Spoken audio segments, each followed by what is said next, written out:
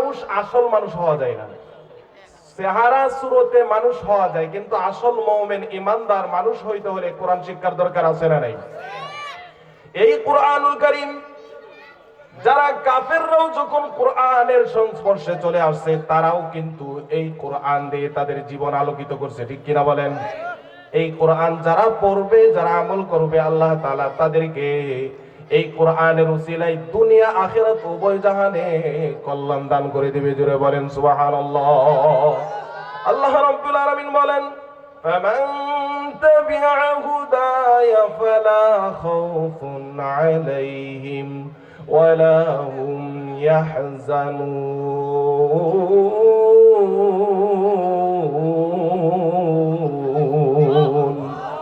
আল্লাহ রাব্বুল আলামিন বলেন, তোমাদের কোনো ভয় নাই, তোমাদের কোনো টেনশন নাই। আল্লাহ তাআলা বলেন, তোমরা যারা এই কোরআন পড়ে, যারা কোরআন দিয়ে আমল করে, তাদের কোনো ভয় নাই, টেনশন নাই। আল্লাহ তাআলা তাদেরকে জান্নাত দিয়ে দিবে। জোরে বলেন সুবহানাল্লাহ। ওয়ালা তাহিনু ওয়ালা তাহজানু ওয়া আনতুমুল আ'লাউন ওয়া আনতুমুল আ'লাউনা ইন কুনতুম মুমিনিন।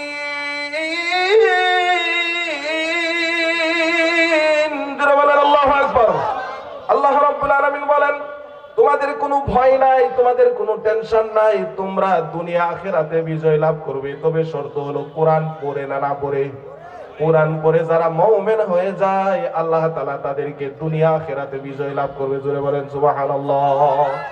আল্লাহ এই আয়াতের শেষে বলছেন, ইন কুনতুম মুমিনিন, if you can be real মুমিন, যদি সত্যিকারের মুমিন হয়ে যায়, তাহলে আল্লাহ দুনিয়া আখিরাত উভয় জাহানে আল্লাহ তাআলা আমাদেরকে সফলতা দান করবে। জোরে বলেন সুবহানাল্লাহ।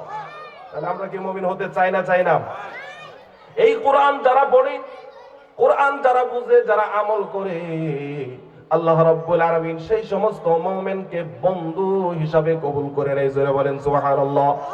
আমি বলি নাই, আল্লাহর কোরআন বলতেছে। আল্লাহ তাআলা বলেন, আল্লাহু ওয়ালিয়ুল্লাযীনা আমানু ইখরিজুহুম মিনাজ-যুলুমাতি ইলান-নূর ইখরিজুহুম মিনাজ-যুলুমাতি ইলান-নূর।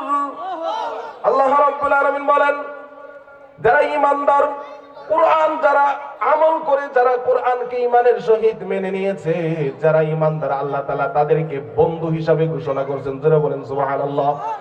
ইখরিজুহুম মিনাজ-যুলুমাতি ইলান-নূর। যারা বলেন আল্লাহু আকবার। আল্লাহ রাব্বুল আলামিন বলেন, ওই সমস্ত বন্ধুগুলিকে আল্লাহ তাআলা দুনিয়ার সমস্ত অন্ধকারের রাস্তা থেকে আল্লাহ তাআলা তাদেরকে জান্নাতের রাস্তায়, আলোকিত রাস্তায় আল্লাহ নিজে পরিচালনা করে। জুড়ে বলেন সুবহানাল্লাহ। কোরআন পড়ে না পড়ে, কোরআন শিক্ষা গ্রহণ করতে হবে, কোরআন পড়তে হবে। যারা কোরআনুল কারীম পড়ে আল্লাহ তাআলার বন্ধু হয়ে যায় তারা। জুড়ে বলেন সুবহানাল্লাহ। তাহলে কোরআনটা পড়া লাগবে না? কোরআনটা কি জানতে হবে? কোরআনের ভিতরে কি আছে আমাদের জানা দরকার আছে না নাই? What is Quran? What is the meaning of Quran? What is the significance of Quran? What is the message of Quran? কোরআনটা কি, কেন, এই কোরআনের ভিতরে কি আছে আমাদের জানা দরকার আছে না নাই? যারা বলেন আছে না নাই? বাংলা পড়লাম, ইংরেজি পড়লাম, অঙ্ক পড়লাম, পৌরনীতি পড়লাম, বিজ্ঞান পড়লাম, সায়েন্স পড়লাম, অনার্স করলাম, মাস্টার্স করলাম, ডক্টর হলাম, ইঞ্জিনিয়ার হলাম, কত কিতাব, কত গবেষণা করলাম, কিন্তু এই অভাগা মুসলমান কোরআনটাই পড়ে না। ঠিক কিনা যারা বলেন? এই কোরআন না পড়ার ধরুন আজকে মানুষ আসল মানুষ হইতে পারতেছে না। তারা দুনিয়াতেও অপদস্থ, লাঞ্ছিত হচ্ছে, পরকালেও তারা অপদস্থ, লাঞ্ছিত হবে। ঠিক কিনা যারা বলেন? আজকে ভূমিকম্প কেন হয় দেশের ভিতরে? এই দেশের ভিতরে আযাব গজব কেন আসে? আজকে মুসলমানরা কোরআন থেকে দূরে সরে গেছে। ঠিক কিনা বলেন? এই কোরআন থেকে দূরে সরার কারণে কোরআন নিজেরা পড়ে না, আমল করে না, এই কোরআন দিয়ে তাদের নিজের জীবন পরিচালনা করে না। এই জন্য আজকে মুসলমানদের আসল কারণই হলো তাদের কোরআন ছেড়ে দেওয়ার কারণে অধঃপতন। ঠিক কিনা যারা বলেন? আজকে মায়ানমারের ভিতরে বলেন, ফিলিস্তিনের ভিতরে বলেন, গাজার ভিতরে বলেন, ইরাকের ভিতরে বলেন, সারা দুনিয়ার ভিতরে আজকে মুসলমানরা নির্যাতিত, অপদস্থ, লাঞ্ছিত। তার বড় কারণ হলো এই কোরআন নিজেরা পড়ে না, আমলও করে না, কোরআনের আমল থেকে দূরে সরে গিয়েছে। ঠিক কিনা জোরে বলেন? এই জন্য আমাদেরকে কোরআন পড়া দরকার আছে না নাই? আল্লাহ তাআলা বলেন, আল্লামাল কুরআন খালাকাল ইনসান।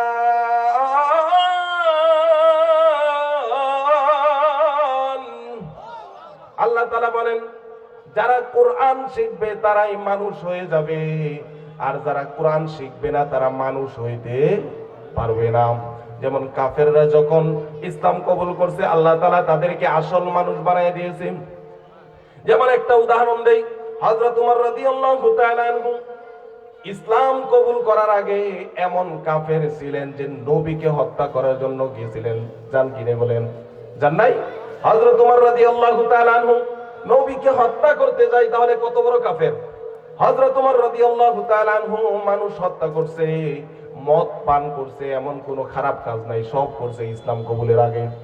ইসলাম কবুলের পরে যখন কোরআনের স্পর্শে চলে আসছে, আল্লাহ রাব্বুল আলামিন হযরত ওমর রাদিয়াল্লাহু তাআলা আনহুকে কত দামি বানায় দিয়েছেন। ও যুবক ভাইরা, ও বৃদ্ধ বাবাজিরা, ভালো করে খেয়াল করে কথাগুলি শুনবেন। হযরত ওমর রাদিয়াল্লাহু তাআলা আনহু এই কোরআনের স্পর্শে যখন চলে আসছে, আল্লাহ তাআলা কত দামি বানায় দিয়েছে। হযরত ওমর রাদিয়াল্লাহু তাআলা আনহু যেই রাস্তা দিয়ে হাঁটতেন, ইসলাম কবুল করার পরে এত দামি হয়েছে, তার রাস্তার হাঁটার রাস্তা দিয়ে শয়তান পর্যন্ত চলার সাহস পাইছে না। জোরে বলেন সুবহানাল্লাহ। শুধু তাই নয়, হযরত ওমর রাদিয়াল্লাহু তাআলা আনহু মদিনার প্রেসিডেন্ট যখন ছিলেন, মসজিদে নববীর ভিতরে হযরত ওমর রাদিয়াল্লাহু তাআলা আনহু মানুষ হত্যা করছে, মদ পান করছে। এই ব্যক্তি যখন ইসলাম কবুল করছে, কোরআনের স্পর্শ আসছে, কত দাম হয়েছে। মদিনার ভিতরে মসজিদে নববীর মিম্বরের ভিতরে বসে হাজার হাজার মাইল দূরে হযরতে সারিয়া রাদিয়াল্লাহু তাআলা আনহু যুদ্ধের ময়দানে যুদ্ধ করতেছে। হযরত ওমর রাদিয়াল্লাহু তাআলা আনহু হযরত সারিয়ার দিকে ইশারা দিয়ে বলে, হে সারিয়া, পিছনে পাহাড়ের পিছনে শত্রু আছে, তোমার ডানে শত্রু আছে, বামে শত্রু আছে। হযরত সারিয়া রাদিয়াল্লাহু তাআলা আনহু হাজার হাজার মাইল দূর থেকে যখন যুদ্ধ থেকে আসলেন, বললেন, ওমরের কথা আমি হাজার হাজার মাইল দূরে স্পষ্ট শুনতে পেয়েছি। জোরে বলেন সুবহানাল্লাহ। ইসলাম কবুল করার পরে কোরআনের স্পর্শ লাগার কারণে হযরত ওমরের দাম কত বেড়ে গেছে। জোরে বলেন সুবহানাল্লাহ।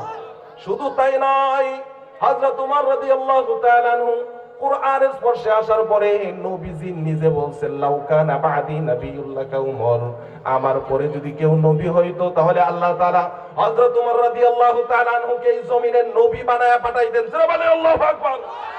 কত দামি হইছেন হযরত ওমর রাদিয়াল্লাহু তাআলা আনহু।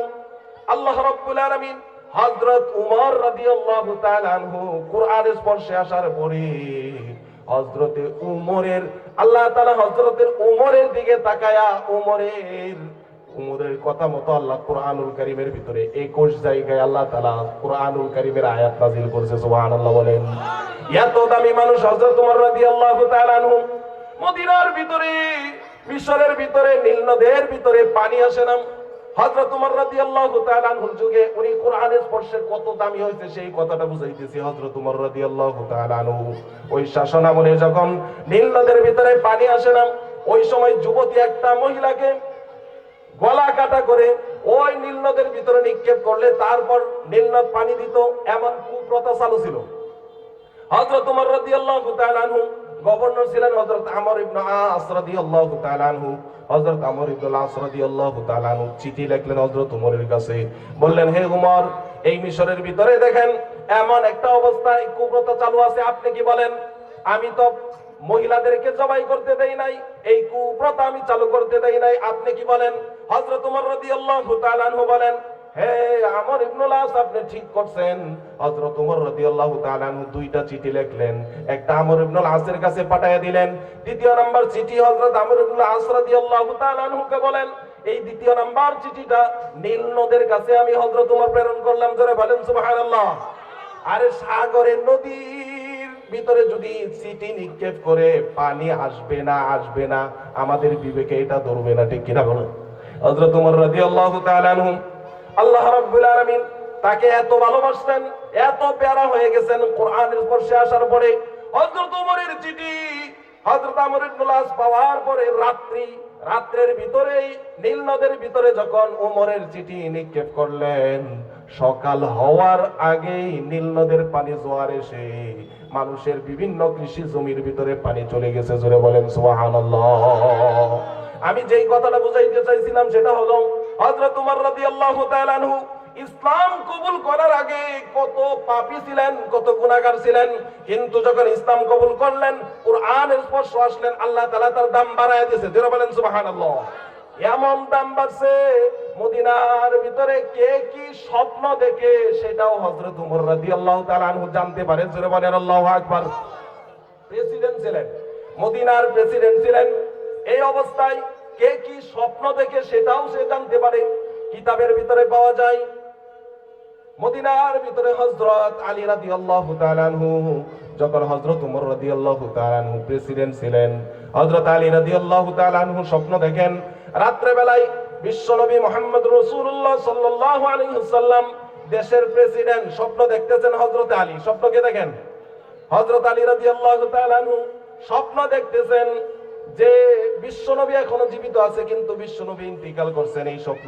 এই সময় দেখতেছেন, দেখেন রাত্রে বেলায় হযরতে মুহাম্মদ রাসূলুল্লাহ সাল্লাল্লাহু আলাইহি ওয়াসাল্লামের কাছে সকাল বেলা কিছু খেজুর হাদিয়া আসছে।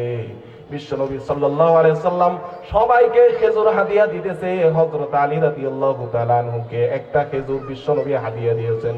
সুবহানাল্লাহ বলেন। হযরত আলী রাদিয়াল্লাহু তাআলা আনহু ফজরের আযান বাস্তব যখন কানে চলে আসলো, হঠাৎ করে হযরত আলী রাদিয়াল্লাহু তাআলা আনহুর ঘুম ভেঙে গেল। ঘুম থেকে উঠে দেখে বিশ্বনবী যে খেজুরটা হযরত আলীকে ঘুমের ভিতরে দিয়েছে, সেই খেজুরের দানাটা এখনো মুখের ভিতরে আছে। সুবহানাল্লাহ। হযরত আলী রাদিয়াল্লাহু তাআলা আনহু কেঁদে কেঁদে মসজিদে নববীতে দৌড়ায় চলে যায়। মসজিদে নববীতে গিয়া দেখেন বিশ্বনবী নাই। হযরত ওমর রাদিয়াল্লাহু তাআলা আনহুর ইমামতিতে মসজিদে নববীতে জামাত হইতেছে। সুবহানাল্লাহ বলেন। বিশ্বনবী নাই, হযরত ওমরের পিছনে হযরত আলী রাদিয়াল্লাহু তাআলা আনহু নামাজে দাঁড়ায় গেলেন। এবার ফজরের নামাজের পরে হযরত আলী রাদিয়াল্লাহু তাআলা আনহু তাকায় দেখেন যে একজন মহিলা বলতেছেন, আমার গাছের পয়লা খেজুর আমি হাদিয়া নিয়ে আসছি আমিরুল মুমিনিন, আপনি নিজে খান, আপনার সাহাবায়ে কেরাম সকলকে হাদিয়া দেন। এবার সবাইকে হযরত ওমর রাদিয়াল্লাহু তাআলা আনহু সবাইকে একটা দুইটা করে হাদিয়া দিতেছেন। হযরত ওমরও খাইলেন, হযরত আলী রাদিয়াল্লাহু তাআলা আনহুর হাতে একটা খেজুর হাদিয়া দিবেন। সুবহানাল্লাহ বলেন। হযরত আলী রাদিয়াল্লাহু তাআলা আনহু বলেন, হে ভাই ওমর, আপনার হাতে ঝুড়ির ভিতরে তো আরো খেজুর আছে, আমাকে কি আরেকটা খেজুর দেওয়া যায় না? হযরত ওমর রাদিয়াল্লাহু তাআলা আনহু বলেন, হে ভাই আলী, রাত্রি বেলা তো আমার বিশ্ব নবী তোমাকে একটা খেজুরি হাদিয়া দিয়েছে। নবীজি যেহেতু একটা খেজুর হাদিয়া দিয়েছে, আমি ওমর তোমাকে দুইটা দিতে পারবো না। জোরে বলেন আল্লাহু আকবার। হযরত ওমর রাদিয়াল্লাহু তাআলা আনহু এমন কোরআনের বর্ষা আসার কারণে আল্লাহ রাব্বুল আলামিন তার মর্যাদা এত বাড়ায় দিলেন, দুনিয়া আখিরাতে রাত্রি বেলা কে কি স্বপ্ন দেখে সেটাও হযরত ওমরের কাছে খবর হয়ে যায়। সুবহানাল্লাহ। ও প্রিয় ভাইরা, এই জন্য কোরআন আমাদের পড়া দরকার আছে না নাই? এই কোরআন যদি রেহালের গায়ে লেগে যায়, সে রেহালের সম্মান বাড়ে না কমে? যারা বলেন বাড়ে না কমে? এই কোরআন যদি কোন গিলাপের ভিতরে লেগে যায়, সেই গিলাপটা যদি হাত থেকে পড়ে যায়, সেই গিলাপটা আমরা চুমু খাই, ঠিক কিনা বলেন? এই কোরআনটাই মাদ্রাসায় পড়া হয়, মাদ্রাসার দাম বেশি না কম? এই কোরআনটা কাপড়ে লাগলে যদি দাম বাড়ে, রিহালে লাগলে যদি দাম বাড়ে, তাহলে এই কোরআনটা আমার হৃদয়ে রাখলে দাম বাড়বে না কমবে? যেই মানুষের হৃদয়ে কোরআনের স্পর্শ লাগবে, আল্লাহ তাআলা তাদের দাম বাড়ায় দিবে। যারা বলেন সুবহানাল্লাহ। আল্লাহ রাব্বুল আলামিন নবীজি হাদিসের ভিতরে বলছেন, যার দেহের ভিতরে কোরআন নাই, তার দেহটা হলো একটা খালি বাড়ির মতো। কিসের মতো? জোরে বলেন। একটা খালি বাড়ির মতো। যেই দেহের ভিতরে কোরআন নাই, সেই দেহটা একটা খালি বাড়ির মতো।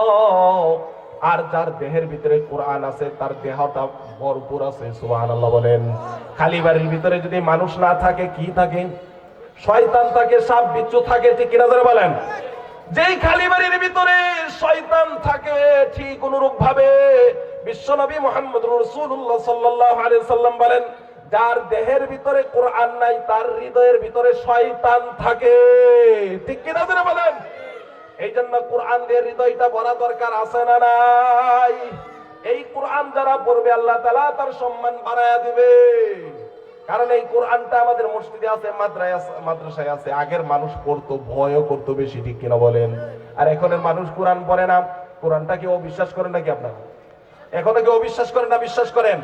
এই কোরআন কিয়ামতের আগে সাদা কাগজ হয়ে যাবে, সব হরফগুলি কিয়ামতের আগে উঠে যাবে। আল্লাহু আকবার বলেন। এই সময় আসার আগে কোরআন শিক্ষা দরকার আছে না নাই? কিয়ামতের আগে পশ্চিম দিক থেকে যখন সূর্য উদিত হবে, এখন তো সূর্য হয় দক্ষিণ দিক থেকে, নাকি? কোন দিক থেকে? দক্ষিণ না উত্তর? পূর্ব দিক থেকে সূর্য এখন উদিত হয়। আর ওই দিন কিয়ামতের আগে পশ্চিম দিক থেকে সূর্য উদিত হবে। ওই দিন আর মানুষ তওবা আর করলে কবুল হবে না। ওই দিন আসার আগে তওবা করা দরকার আছে না নাই? ওই দিন আসার আগে, কোরআনের হরফ যাওয়ার আগে সেই কোরআন আল্লাহর বাণী বলেন পড়া দরকার আছে না নাই? এই কোরআন যখন জিনেরাও শুনছে তারাও অবাক হয়ে গেছে, কি কোরআন শুনলাম। যেই জিনেরা তাওরাত শুনেছে, ইনজিল শুনেছে, জাবুর শুনেছে, তারাও অবাক হয়ে গেছে। যেই সমস্ত জিনেরা 3000 বছর 4000 বছর পর্যন্ত হায়াত পাইছে, যেই সমস্ত দিন তাওরাত, জাবুর, ইনজিল এই সমস্ত কিতাব যারা শুনেছে, তারা যখন কোরআন শুনছে তারা কি বলছে জানেননি? কোরআনে আল্লাহ তাআলা বলে দিয়েছেন সূরা জিন্নির ভিতরে, আল্লাহ তাআলা বলেন ইন্না সামি'না কুরআনান আজাবা। ওই সমস্ত জিনেরা বলেছেন হটিমিনিকেল, কি আশ্চর্যজনক গ্রন্থ, কি আশ্চর্যজনক কিতাব আমরা শুনলাম।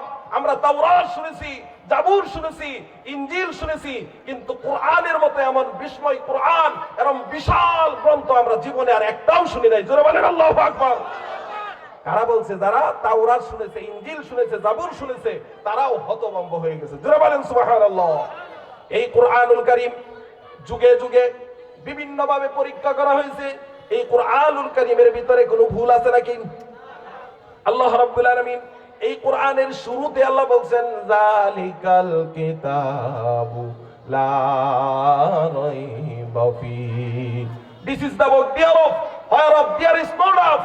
আল্লাহ তাআলা বলেন এমন একটা গ্রন্থ তোমাদেরকে দিলাম যে গ্রন্থের ভিতরে ভুল তো নাই, সন্দেহের অবকাশ পর্যন্ত নাই। জোরে বলা যাবে কি আল্লাহু আকবার? এই গ্রন্থ আমাদের সামনে পড়া দরকার আছে না নাই? যারা বলেন কোরআন পড়া দরকার আছে না নাই? আজকে দুনিয়ার মানুষ বিভিন্ন কিতাব লেখে, আর কিতাবের শেষে লিখে দেয় যদি ভুল থাকে ধরায়া দিবা, পরবর্তীতে এটা সংস্কার করে সুন্দর করে আবার নতুন করে লিখে দিব। লেখে না? লেখে না? কিন্তু আল্লাহ তাআলা কোরআন নাজিল করে শুরুতেই গ্যারান্টি দিয়ে দিয়েছেন যে এই কোরআনে ভুল তো নাই, সন্দেহের অবকাশ পর্যন্ত নাই। সুবহানাল্লাহ বলেন। বিজ্ঞানীরা এই কোরআনের আয়াত, নাসারা বিজ্ঞানী যারা আছে তারা এই কোরআনের আয়াত নিয়ে পরীক্ষা করছেন। যেমন বিশেষ করে একটা উদাহরণ দেই, বেশি তো বলা যাবে না। সূরা হাদীদ, হাদীদ মানে দা আয়রন, লোহা। লোহা নামে একটা কোরআনে সূরা আছে, আপনারা জানেন এটা? হাদীদ মানে লোহা। আল্লাহ তাআলা কোরআনুল কারীমের ভিতরে বলছেন ওয়ানজালনাল হাদীদ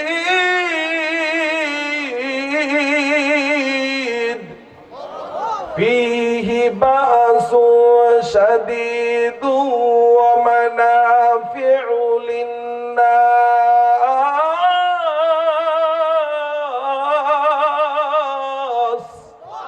আল্লাহ তাআলা বলেন ওয়ানজালনাল হাদীদ, লোহা আমি নাজিল করেছি, ফীহি বাসুন শাদীদ, এই লোহার ভিতরে আছে মাইটি পাওয়ার। ওয়ানজালনাল হাদীদ ফীহি বাসুন শাদীদ ওয়া মানাফিউ লিন-নাস, আর এই লোহার ভিতরে মানুষের জন্য অনেক কল্যাণ রয়েছে। যারা বলেন সুবহানাল্লাহ। আল্লাহ কি বললেন? ওয়ানজালনাল হাদীদ, লোহা আমি নাজিল করেছি। লোহা আবার নাজিল হয় কিভাবে? বিজ্ঞানীরা পরীক্ষা করে দেখলেন এই দুনিয়ার ভিতরে যত লোহা আছে, মানুষ দাও বানায়, খন্তা বানায়, শাবল বানায়, হ্যাঁ কুদাল বানায়, বিভিন্ন সুপারসনিকের মতো বিমান বানায়, টাইটানিকের মতো জাহাজ বানায়, যে লোহা দিয়ে, সেই লোহা কেউ বানাইতে পারছে? যারা বলেন কেউ লোহা বানাইতে পারছে? কেউ পারে নাই। লোহা কোত্থেকে আসে? নাসারা বিজ্ঞানীরা এই আয়াত নিয়ে তারা পরীক্ষা করলেন। তারা পরীক্ষা করে দেখলেন এই লোহা আসলে কেউ বানাইতে পারে নাই। এই লোহা নামক ধাতুটা বানাইতে হলে আগুনের তাপমাত্রা প্রয়োজন 15 লক্ষ সেলসিয়াস। কত লক্ষ? 15 লক্ষ সেলসিয়াস তাপমাত্রা প্রয়োজন। এই 15 লক্ষ সেলসিয়াস তাপমাত্রা দুনিয়ার কোনো আগুনের ভিতরে নাই। আছে নাকি? এই আগুনের তাপমাত্রা বিজ্ঞানীরা পরীক্ষা করে দেখলেন সূর্যমুখে আছে। কোথায় আছে? সূর্যমুখে আছে। বিজ্ঞানিকরা এবার পরীক্ষা করে দেখলেন যে এই লোহা নামক ধাতুটা সূর্যের মুখে আছে। কোটি কোটি বছর আগে সূর্যমুখে বিশাল একটা বিস্ফোরণ হয়েছে। সেই বিস্ফোরণের পরে লোহা নামক ধাতুটা আসমান থেকে, সূর্যের মুখ থেকে আল্লাহ রাব্বুল আলামিন দুনিয়ার ভিতরে নাজিল করে দিয়েছে। সুবহানাল্লাহ। এই লোহা যেখানে নাজিল হয়েছে, সারা দুনিয়ার ভিতরে মাটির নিচে বিভিন্ন জায়গায় সেই লোহার খনি হয়ে গেছে। সুবহানাল্লাহ জোরে বলেন। এই লোহা মানুষ বানাইতে পারে না, এটা হলো লোহা নাজিলের শানে নজুল। আল্লাহ রাব্বুল আলামিন নিজে লোহা আসমান থেকে নাজিল করছে মানুষের কল্যাণের জন্য। যেটা বলা যাবে কি সুবহানাল্লাহ।